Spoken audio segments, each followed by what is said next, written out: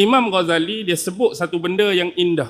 Jika di suatu masa kamu mendapati ni hati kamu, jiwa kamu, perasaan kamu ni rasa kosong.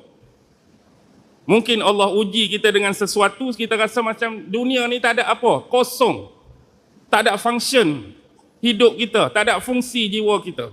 Maka waktu tu nombor satu, kata Imam Ghazali, carilah kembali dan temuilah kembali hati kamu ketika kamu membaca kalam Allah Al-Quran. Mudah-mudahan kamu temui kembali hati dan jiwa kamu pada waktu tu.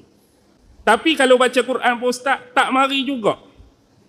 Maka buatlah hak nombor dua, carilah hatimu dan temuilah kembali hatimu ketika kamu rukuk dan sujud di dalam solat, dalam ibadah kamu.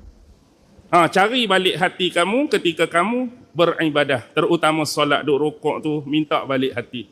Tiba-tiba hak nombor dua tak mari juga, rasa kosong juga, maka carilah dan temuilah hatimu ketika kamu bersendirian. Dan waktu itu kamu bertafakur dan berzikir mengingati Allah, berwirid mengingati Allah. Tapi tak mari juga. Kalau tiga-tiga keadaan ni tak mari, semayang pun tak mari, baca Quran pun tak mari, zikir wirid pun tak mari, maka angkatlah kedua tangan dan berdoalah kepada Allah supaya Allah menggantikan hati yang baru. Pasal apa nak minta ganti hati baru? Kerana hati yang duk ada tu mati dah.